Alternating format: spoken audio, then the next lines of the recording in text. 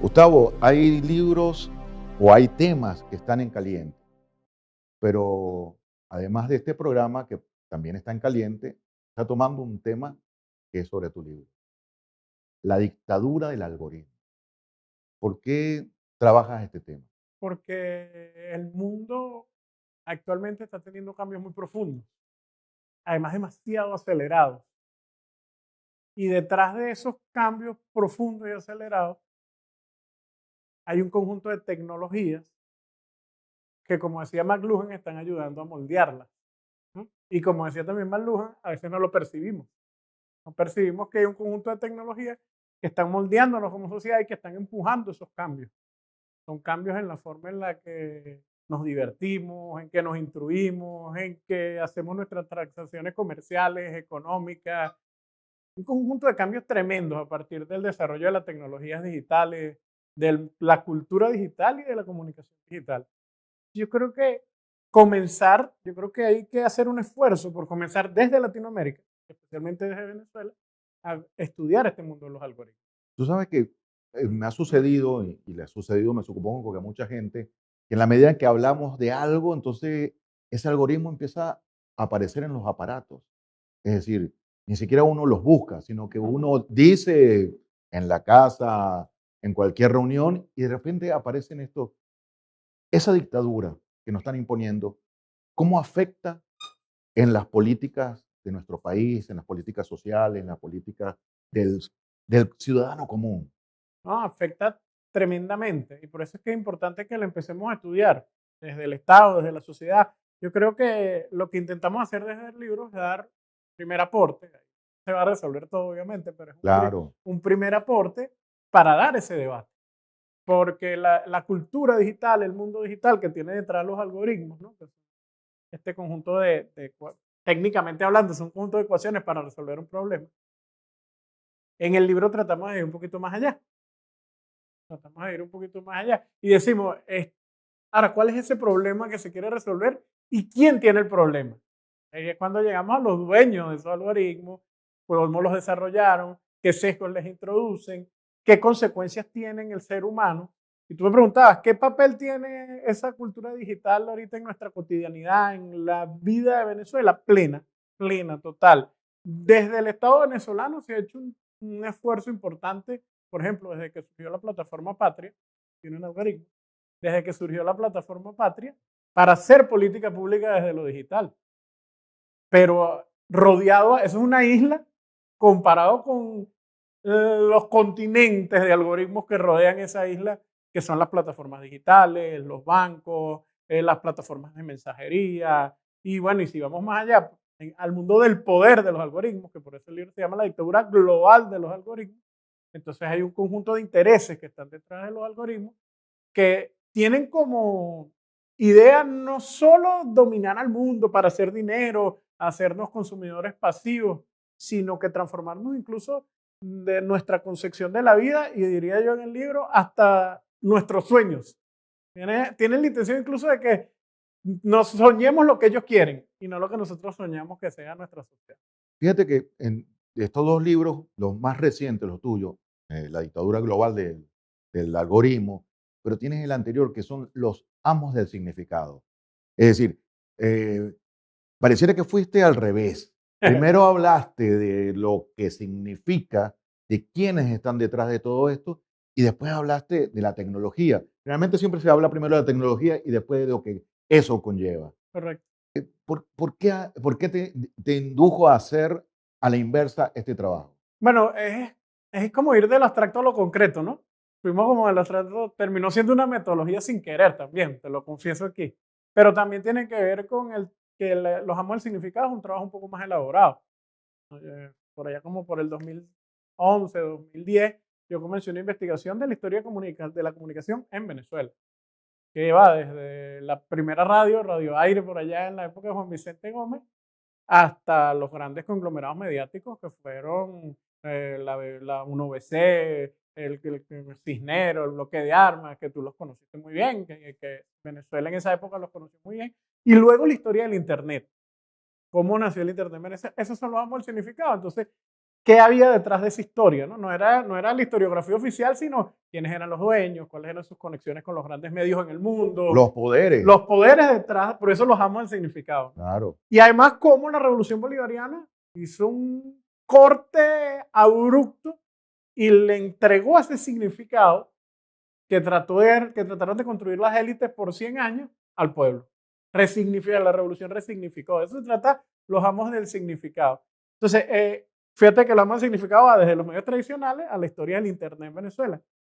Y la dictadura global del algoritmo ya toma, fíjate, nos conectamos con esa historia del Internet, ya toma esa historia del Internet y se va a lo concreto para saber, bueno, ¿qué son los algoritmos? ¿Qué guarandín es eso? Porque hay un esnovismo con los algoritmos, ¿no? Pudiese parecer que es un aprovechamiento esnovista el título, ¿no? Pero bueno, nosotros hemos venido dando clases en varias universidades sobre este tema. Yo doy clases sobre este tema en la Universidad Internacional de las Comunicaciones, en la UNED, en otro conjunto de universidades, vía online, y ahí hemos trabajado el libro surge de esas clases, de esas ponencias, de esos talleres, que las sistematizamos y dijimos, bueno, vamos a explicar qué son los algoritmos primero, cómo funcionan técnicamente y después también qué hay detrás de esos algoritmos y qué consecuencias tiene sociales, culturales, políticas en el mundo que estamos viviendo. Tú sabes que una de las, hace 10 años, 15 años más o menos, era Chávez en todo el accionar de la nueva política en América Latina,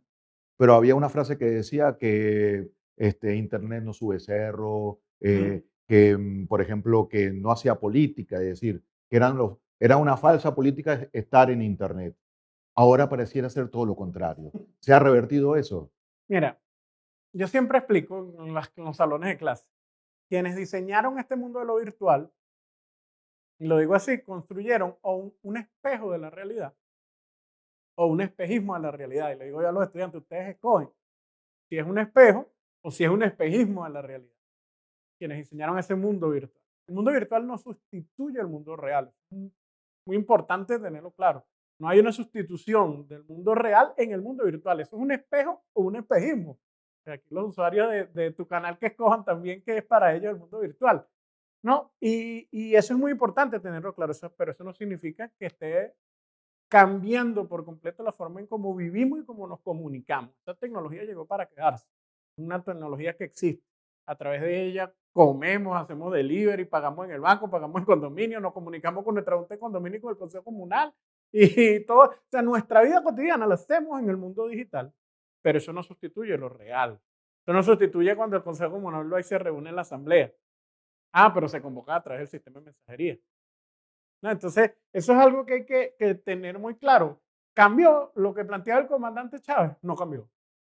Porque lo virtual no sustituye lo real. Ahora, es indispensable lo virtual ahorita, comprenderlo, estudiarlo, aprenderlo, pero además, planteo yo, para transformarlo,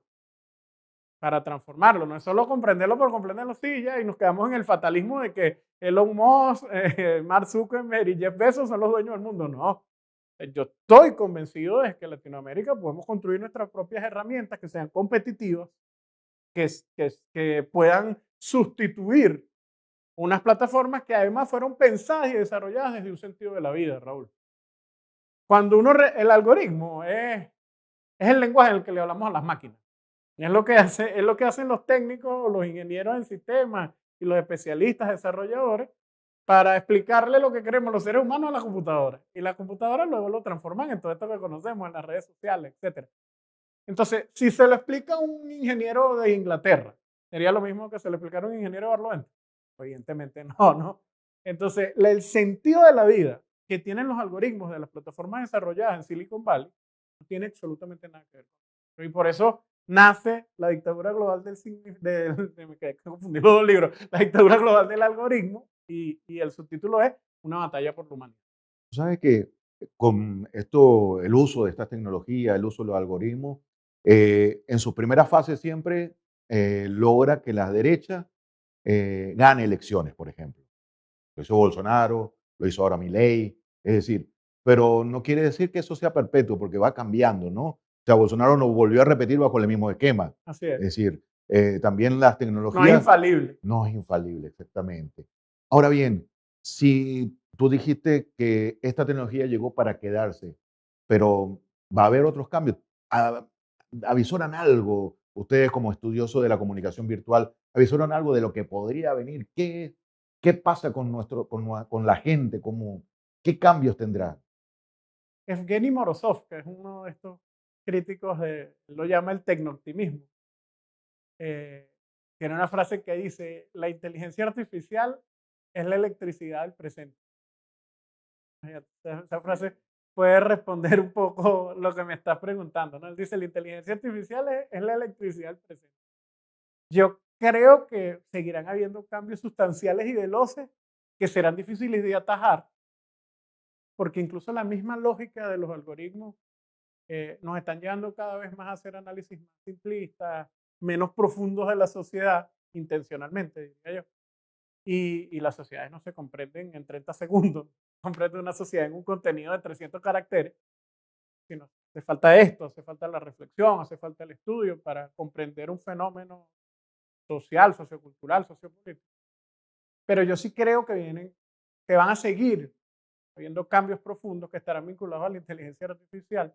Tuve la oportunidad de estar en dos empresas en China que son vanguardia de la inteligencia artificial. Esa es otra cosa importante que plantea el libro, ¿no? Que el libro se hace desde el sur. La dictadura global del algoritmo se hace desde el sur. Estudiamos a Silicon Valley, incluso lo desmitificamos, explicamos en el libro los vínculos que tuvo históricamente el Estado norteamericano, el Pentágono, el sistema de defensa para el desarrollo de estas empresas. Eso es importante desmitificarlo. No es el chamo este con unos Converse y un suétercito así, y Claro, no, que hay el emprendedor que salió de su garaje y hizo Facebook. que no es tan así, pues. No, no, obviamente no es así. El Pentágono, los sistemas de defensa de Estados Unidos han invertido millardos de dólares en estas plataformas y en todas las tecnologías que están alrededor de ellas. Eso lo desmitificamos un poco en el libro, pero vamos un poquito más allá y empezamos a mostrar cómo desde el sur se están desarrollando cuestiones similares a las que, e incluso ya más potentes. Fíjate el fenómeno que pasó ahorita de DeepSeek, esta inteligencia artificial china, que incluso hizo retumbar la bolsa de valores de Nueva York porque se metió de manera abrupta. Los estadounidenses se pasaron dos cosas. Un Red Note, que es como una especie de TikTok, parecido a un TikTok, que es chino también. Y los norteamericanos, ante la situación que hubo con TikTok, empezaron a meterse en Death Note. En Red Note, Death Note es una manga. En Red Note. ¿No? Entonces, los norteamericanos empezaron a ver que en China no estaban en choza. Entonces, cómo empiezan a resignificarse las cosas. Los Claro, norteamericanos empezaron a ver que en China no estaban en chozas, que no andaban en bicicletas y en carretas, ni los llevaba un burro, sino se dieron cuenta que es una sociedad ultra moderna que está a 10.000 kilómetros luz de ellos. Uno va para China y pareciera que tuviesen volver al futuro. Yo hasta había robotina limpiando un edificio.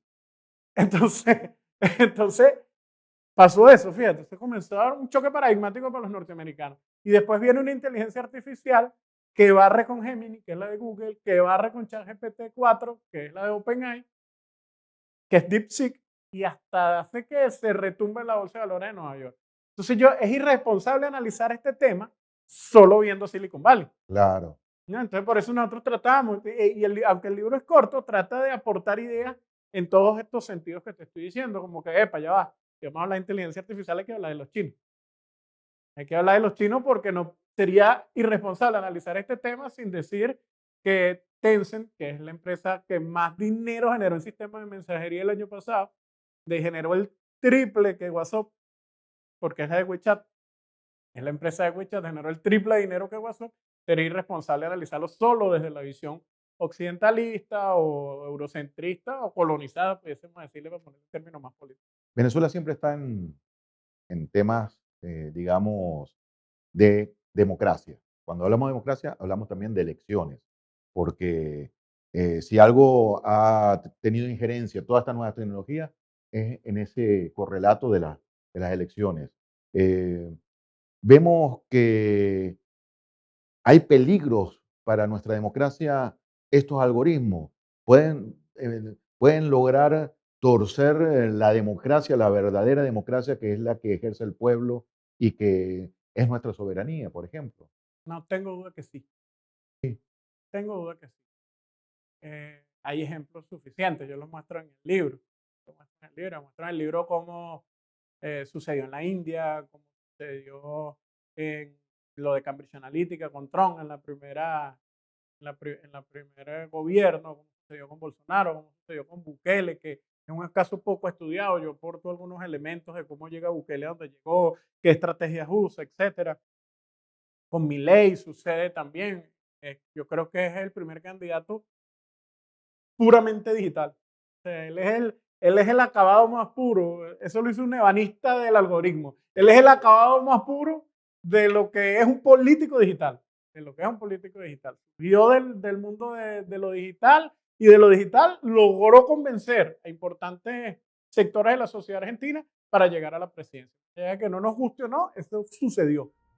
Entonces significa que sí es posible que los algoritmos, por eso es la dictadura global del algoritmo, sí es posible que estos algoritmos intervengan en la democracia tal cual la conocemos. Y por eso en Venezuela, la de la democracia de Philip, Venezuela, ¿por qué escribiste este libro?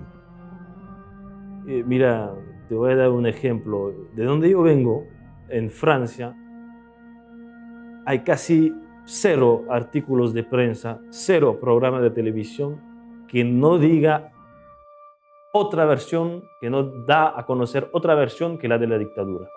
Tú puedes leer un periódico que se dice de izquierda o que se dice de derecha o que se dice neutro, en todos los casos va a ser el mismo relato. Yo entiendo que incluso en las redes sociales la manipulación de los algoritmos, y lo cuento también en el libro, juega mucho en favorecer un discurso frente al otro. Entonces, yo creo que cuando uno no tiene acceso a la información, bueno, es difícil informarse. Entonces, este libro también es un intento de proponer otro discurso, otra versión, no solamente con vivas, con lemas, con discursos, sino con fuentes, con argumentos. Entonces, si usted no está de acuerdo conmigo, con lo que escribo en el libro, respóndeme con argumentos también. Porque aquí, por ejemplo, si hablo de las actas y que las actas no se publican ni en Francia ni en España, si hablo del Consejo Nacional Electoral, de su supuesta cercanía con el Poder Ejecutivo, y que les digo que en Francia es el Ministerio del Interior quien organiza las elecciones, bueno, dame argumento entonces sobre esta supuesta dictadura. Y yo creo que aquí en este país hay una lucha política muy fuerte, que Venezuela se encuentra en un mundo eh, peleando para crear otro modelo de sociedad, otro modelo económico, otro modelo político, otro modelo de democracia también, porque cuando uno viene de Europa, y especialmente de Francia, y quiénes somos nosotros para dar lecciones de democracia a Venezuela, cuando en Francia no se respetó el voto en la última elección legislativa, cuando en Francia sube la extrema derecha como sube en toda Europa, los discursos de odio, de violencia. Entonces yo creo que hay que cambiar de perspectiva también hacia Venezuela, volver a aprender de ustedes, volver a aprender de Venezuela. Yo creo que llegamos en un momento donde uno puede difundir cualquier mentira por las redes sociales, y hasta los más altos niveles de gobierno en el mundo se pueden tragar esta mentira. Que este libro nace del contraste fundamental entre lo que uno vive y lo que uno observa con sus ojos. Estuve aquí en la última elección presidencial durante 2 meses, un mes antes, un mes después de la elección, y lo que uno observaba en su teléfono, en la pantalla de la televisora extranjera, eh, no daba cuenta de lo que realmente pasaba. Uno llegaba al aeropuerto de Maiquetía y veía en su teléfono aparecer asalto al aeropuerto para impedir a los criminales del gobierno huir del país, y uno llega al aeropuerto de Maiquetía y no pasa nada. Entonces, de este contraste entre una realidad real y una realidad fictiva, me lleva a tomar la decisión de escribir un libro que relata todas las mentiras, punto por punto, con fuentes, sobre lo que verdaderamente pasó durante la elección presidencial. Yo creo que hubo una gran mentira que se montó con intereses políticos, por supuesto, y que tenía como objetivo desestabilizar al país y destruir el corazón de la democracia venezolana, que es su poder electoral y la institución que lo conlleva, el Consejo Nacional Electoral. Yo no quiero asustar a los que nos escuchan ahora, en el sentido de que el libro, la mayoría de las informaciones que conlleva este libro, usted lo puede incluso encontrar con su teléfono. Es que la verdad de Venezuela está aquí, en nuestro teléfono, nuestro aparato. Hay que buscar, a veces la mayoría de las fuentes de este libro, por ejemplo, son de la oposición. Ellos mismos dicen cosas que con otro sistema de interpretación, que no sea el de la dictadura, el totalitarismo, se puede leer en sus propias fuentes lo que pasó verdaderamente. Cuando se hablan de los supuestos observadores del Centro Carter, del panel de expertos de la ONU, uno tiene que ir a su teléfono, ir al mismo sitio web del Centro Carter, por ejemplo, para ver que la presidenta, el que dirige el Centro Carter, no es el mismo Centro Carter que antes y trabaja por la USAID y la Open Society Foundation de George Soros. Así que, ¿de qué estamos hablando? Este libro es una sumatoria de todos los argumentos. Las actas, el fraude, los incidentes, las misiones de observación. Y mira, estuvimos como observadores, nosotros, como veedores internacionales. Eh, y yo no creo que uno no puede quedarse callado tampoco frente a eso. La neutralidad es una farsa. La objetividad sí existe, pero ser neutro frente a la violencia, frente al odio que conlleva una parte de la oposición venezolana, que es una oposición de extrema derecha, esta debe de pararse. Y yo creo que uno tiene que tomar posición para impedir que eso se desarrolle y se repite, porque en el libro también cuento que eso ha pasado miles de veces en Venezuela y el 28 de julio de 2024 no nace de la nada. Los personajes que montaron la ficción del fraude, que montaron la ficción de la dictadura, son los mismos que desde hace 25 años luchan para preservar sus intereses y los intereses de una clase política y social que representan, que es la oligarquía venezolana al final. Claro. Tú sabes que cuando uno revisa siempre todo este tema de lo digital, el tema de lo virtual, que ya pasa a ser la vida cotidiana. Y eso del odio que nos han impuesto de un país y de un gentilicio que no tiene que ver con el odio, pero que han tratado de instaurar el fascismo, ¿tú crees que puedan llegar a ser efectivos consecutivamente con el fascismo? Es decir, pueden lograr a inocular a la gente, a toda nuestra población. Bueno, una de las cosas que denuncio con la dictadura global del algoritmo son dos cosas. Primero, el algoritmo de las redes sociales que se desarrollaron en Silicon Valley, ponerle el nombre correcto, que ese algoritmo desarrollado de las distintas empresas que desarrollaron algoritmos en Silicon Valley, fueron pensadas y desarrolladas primero para alborotar a todo el sistema emocional del cerebro humano, despertarlo, avivarlo, desarrollarlo. El propio creador de Facebook y de Google, Sean Parker, confesó abiertamente que desarrollaron el botón de me gusta para dar una descarga de dopamina al cerebro permanentemente. Y después él dice, cuando lo echa para atrás, dice, Dios, solo Dios sabe lo que hicimos en la mente de la gente. Es la frase que utiliza el propio creador, uno de los propios creadores de Facebook del botón de me gusta. Solo Dios sabe las consecuencias de lo que estamos haciendo en la mente de los seres humanos. El planteamiento, la confesión de parte, relevo de prueba, ¿no? Entonces, en el libro hablamos un poco de esto, de las consecuencias que tiene la sociedad y de cómo el algoritmo desarrolla una especie de caja de resonancia. Yo le digo la comodidad de los iguales en el libro, donde te encierran personas que opinan solo como tú. Entonces, si a ti te gustan los Leones del Caracas, o vamos a poner un tema más internacional, si a ti te gusta el Real Madrid, como al chamo de nosotros, que esto es el Real Madrid para arriba y para abajo. Si a ti te gusta solo el Real Madrid, entonces a ti el algoritmo te encierra con los seguidores del Madrid, los seguidores del Madrid. Tú vives todo el día hablando con gente que está cómoda contigo y tú estás cómoda con él.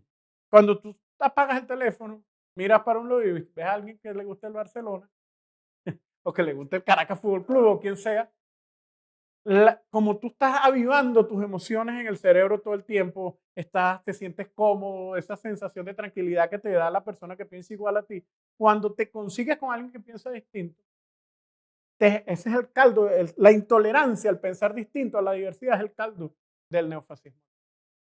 Ese es el caldo del neofascismo. Y es peligrosísimo, súper peligroso. Y lo segundo que denuncio en el libro es el caso de Venezuela. Yo relato lo que sucedió en Venezuela y cómo desde la plataforma TikTok, en los días 28, 29 y 30 de julio del año 2024, fueron capaces de despertar un sector de la población, sobre todo muy joven, que eran parte de un plan, todo eso es verdad, eran parte de un plan, que el imperialismo está detrás, etcétera. Jóvenes que no votaron. Que además no participaron en las elecciones, muchos de ellos ni siquiera tenían la edad para hacerlo, y los que tenían la edad no participaron en las elecciones, pero lograron avivar en un pequeño sector de la sociedad que la tenían encerrada en la comodidad de los iguales, diciéndole, va a ganar tu candidato, va a ganar tu candidato, va a ganar tu candidato, y después le dijeron, esto es dictadura, nos están quitando el país, no sé qué. Y cuando salieron y vieron, pero si ganó fue otro, chocado el cerebro. Fue el mismo caso de Real Madrid-Barça, pero con una realidad política. Y bueno, pasó lo que pasó. 27 muertos de la sociedad venezolana. Entonces, fíjate que por eso es que es importante denunciar este tema del papel que están teniendo los algoritmos desarrollados en Silicon Valley. Y hago el énfasis en el tema de Silicon Valley, porque cuando tú revisas el TikTok chino, que no es el mismo TikTok de Occidente, el TikTok que tú descargas en China y miras los videos, eso lo hablé yo con sus desarrolladores. Ellos desarrollaron un algoritmo que potencia los contenidos sanos. Que, por ejemplo, así como los algoritmos de Silicon Valley indexan, significa que suben la capacidad de ser viral de un contenido. Indexan un contenido que sea de violencia, que sea de rabia, que te genere ansiedad, que te genere todas esas emociones negativas del ser humano. Por el contrario, el TikTok chino, por ejemplo, le baja a la fuerza un contenido que sea de opulencia. Fíjate lo que es el planteamiento cultural del TikTok chino. Si es un contenido de opulencia, que sale con un Lamborghini un chino, que hay en China, eso no es un contenido importante para el algoritmo del TikTok chino. En cambio, lo que sea de la cultura china, de la ancestralidad, del planteamiento que defienda a la cultura china, eso es valorado por el algoritmo. Entonces, lo primero que se demuestra ahí es que el algoritmo tiene ideas, tiene intereses, y detrás de esas ideas e intereses hay personas que son las que piensan esas ideas y esos intereses y desarrollan el algoritmo. Entonces yo digo, si el TikTok chino puede desarrollar valores positivos de la sociedad, ¿por qué nosotros en Latinoamérica e incluso en alianza con China y con otros países que estén haciendo desarrollos similares, no podemos utilizar estas herramientas para liderar? Gracias, Gustavo, por democratizar la dictadura global del algoritmo. Un placer, Raúl. Muchas gracias por la invitación. No se pierdan este programa extraordinario con Raúl, y todos los que hagan. Gracias, Gustavo. Eres muy amable.